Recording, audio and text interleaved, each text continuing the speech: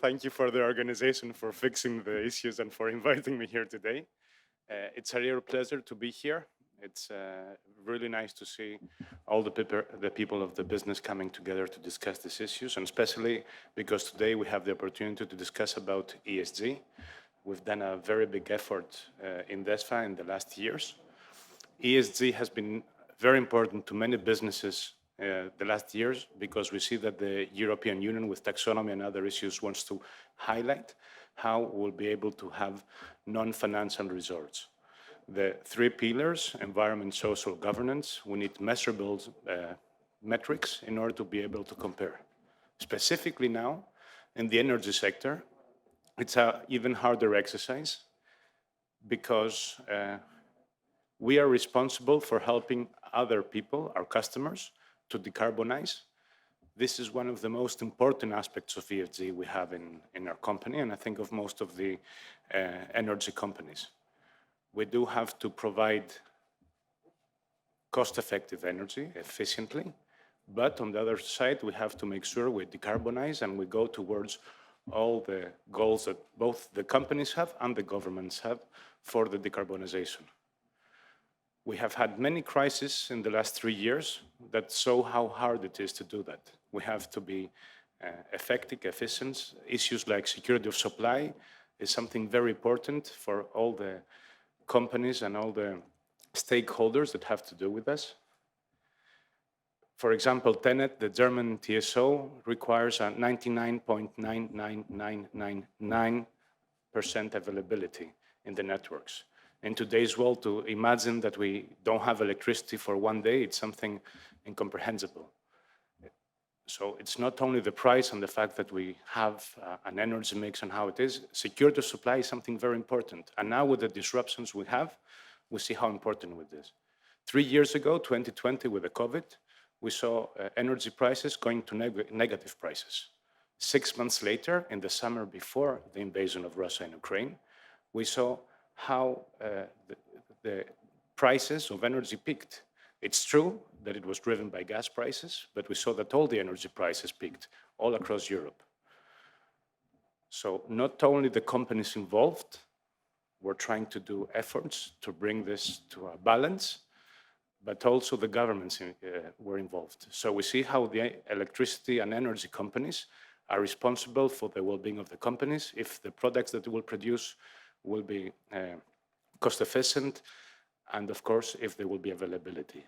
And then when the push to build new projects came, both for infrastructure and new production, with the broken supply chain that we had, it was very hard to be able to build the infrastructure that we saw was needed. So the timelines got delayed. It was fast to do the big changes necessary. It's true that the energy transition now, it makes us see how important these matters are. And this is actually part of our ESG. ESG before used to be considered more about something sustainability, philanthropy. Now we see how this is part of the core of our companies. We have to make sure that not only have economic results, but the way the companies run, the governments, the social impact we have is something very important. I can bring in very good economic results, but I must make sure we do have the license to operate and we do well in all the other aspects of the company. In DESFA, we've really made a very big effort. It's one of our key priorities. And now Natasha Hadjiadoniou, the director of the ESG in DESFA, will explain us exactly how this has happened.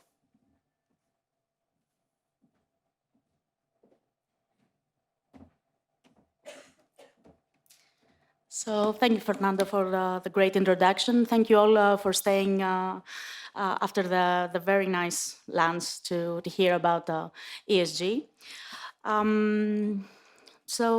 Energy, ESG, I've noticing how people in the energy sector are a bit obsessed with a couple of phrases like net zero, carbon neutrality, zero emissions, energy transition. It's even here, the name of our own conference that we are attending right now. And it's everywhere, even if in this thoughtful little gift. So energy transition landed in our doormats a couple of years ago, and it forced us to start shaping our perspective and efforts that our infrastructures are ensured and equipped not only to safeguard energy security, which is another phrase that the energy community is very fond about, but that they are also sustainable and ready for the future. So at the end of the day, this influences the way that we work, demands to integrate sustainability into our business strategy and ensure a future-proof business and to maintain our social license to operate. This demands for energy companies to be agile, to take advantage of these new paths of growth, to lead the way to the new energy world, creating value both for the people and for the society. And how do we integrate ESG factors in our business strategy? If we consider that each side of this cube, it's E and S, E for the environment and society or the people, it's the governance, it's the technology, it's the economic impact of our of what we do and how we operate. All these are integrated exactly like this, by combining them and making them one get into the other. So what do we do in DESFA? DESFA, being part and at the heart of the energy transition in Greece, is moving towards a clean energy future. We're integrating ESG factors into our business strategy, like we just saw, and the overall value chain. And this integration begins actually with our strategic plan that includes, among many other things, initiatives that target climate change, human rights protection, fighting energy poverty, how to engage with communities, strengthening of our governance, you name it. So please bear with me for the next 10 minutes. I will try to make it short. And let me guide you through our sustainability journey. I totally forgot that I had a very nice presentation. So this is, in a nutshell, our journey. So we started this back in 2021, when we were still among the COVID days. And we realized that we had to rethink the way we do things, to refocus the strategy that we had. As Fernando said, back in the day, it was all about philanthropy. Now it's a totally different perspective. So we built a consistent and contemporary sustainability strategy. We made sure that this was encapsulating our new corporate image at the time and the score of business, with what aim? To ensure a future-proof operation, a future-proof infrastructure, a future-proof business.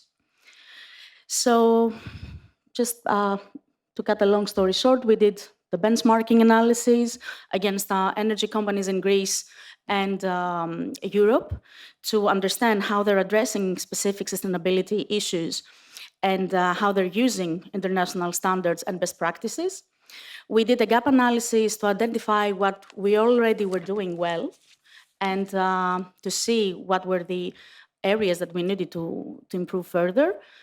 We mapped our stakeholder environment, our internal and external stakeholder environment, and we ran a sustainability survey among these internal and external stakeholders. We did one-on-one interviews with our shareholders to gather all the data that was essential to us to build our sustainability strategy framework. Through there, with this knowledge and assessing all these results, we came to 14 material issues. We did materiality analysis to understand the impacts that these areas had on our business and the impacts that our business had in these areas. And long story short, we created our targets, we set up our strategy. Our targets were in accordance, I forgot to say, with the GRI standards and the SDG goals. We set KPIs for every target, and we developed an action plan for the next day, how to move forward. So to properly monitor these targets in a manner that it's unified and consolidated, and to report them on our BOD on a regular basis, we had to establish a couple of tools to help us with this task. And what better tool than our people, a strong and diversified team, which is exactly the most essential component of this journey. So we did a little bit of governance on our own project. We had an ESG steering committee, which was comprised, is led by the CEO and the division directors of the most heavily involved units in the company, strategy, asset development, asset management, HR, health and safety, corporate affairs. And this steering committee oversees a group of people, a working group of people, the so-called ESG agents, that are focal points from every organizational unit of the company that are the gatekeepers that provide data to and from the working group. So this ensured that we address all issues across the business function of the company, to have everyone involved, to understand the consequences of our operation and our actions, and to have a very, very consolidated final outcome. This was the pattern that we used while drafting the sustainability strategy. This was the pattern that we used to do the monitoring tools, the ESG Dashboard, and the report that I'm going to talk a bit briefly further on. So one of the first deliverables of this group was this systematic report that we sent to the BOD on a quarterly basis. This has to do, it's the so-called ESG Dashboard.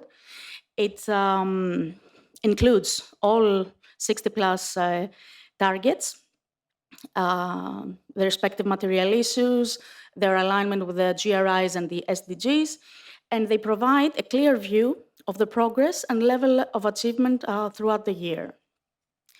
So we have the strategy, we have the teams working on that, we have the dashboard. What's the next logical step? The drafting of an ESG report. I'm happy to say that this has been approved. The ESG Sustainability Report for 2022 has been approved last week by our BOD. So we're going to be issuing it quite soon. Stay tuned to find out more about this. I will not go against all the criteria and the indexes that we use. We made sure to use the ones that made more sense for our industry, for our sector, and the ones that are most, let's say, it's a common language among energy. So moving on, these were the material topics that came through the sustainability survey, the second sustainability survey that we took, and are the ones that are reflected throughout the report. But 2023 brought also one more milestone for us, and that was the DESFA Net Zero Master Plan. This reflects our commitment to achieve 50% reduction in greenhouse gas emissions by 2030 as compared to 2018, and to set our sights on reaching carbon neutrality by 2040. So this has been one of the most significant targets for our ESG strategy, but it is not the only one. DESFA has a series of other projects that address our commitment to decarbonize our network.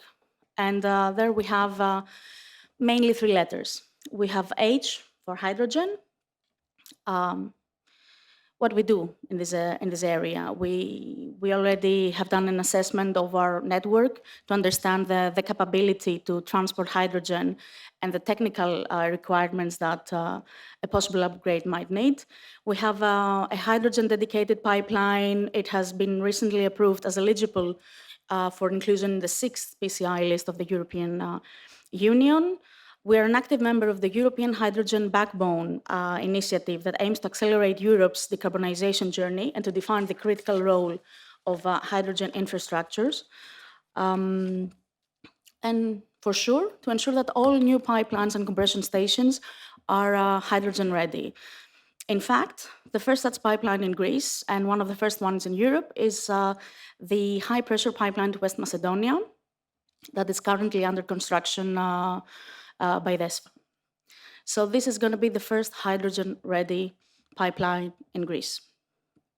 Then we have another letter. It's B. B for biomethane. Biomethane is the epitome of circular economy, and we are already working together with major players of the Greek market to develop a pilot biomethane project to assess the opportunity to cover our operating gas needs for existing and new compression stations. And finally, C, for carbon capture and storage. So this is another important project, also included in the 6th PCI list of the EU, and it's the CO2 storage in Prinos. It's a project implemented by Energy and supported fully by DESFA, and the part that reflects our involvement is the interconnection of a pipeline system that connects the industries that are heavily producing gaseous pollutants and are concentrated in the region of Attica, and transfer these the CO2 emissions to a liquefaction unit, and from there to transport them to stored in Prinos.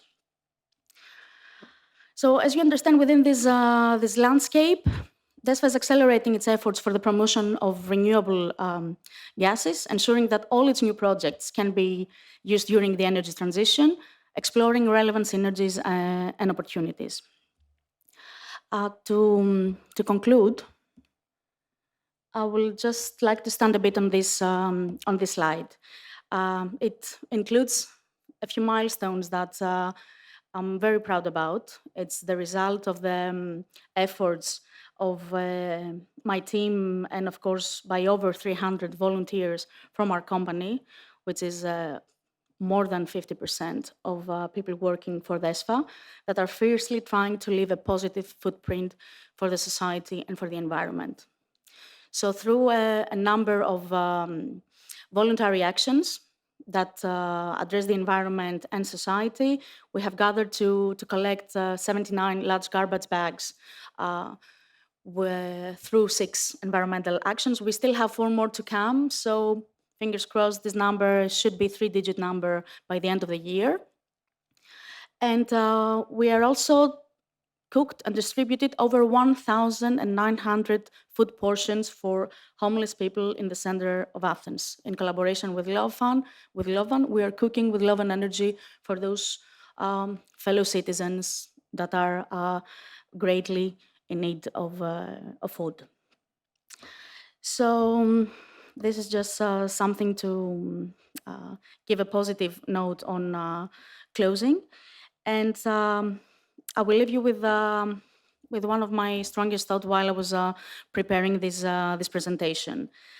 The driving force, the wind beneath our wings, to embed ESG factors in our daily business, to make it part of our DNA, and to ultimately transform the energy sector, is our people and a very strong collaboration mindset and working together to include all the elements that are represented in this cube. So thank you for your attention.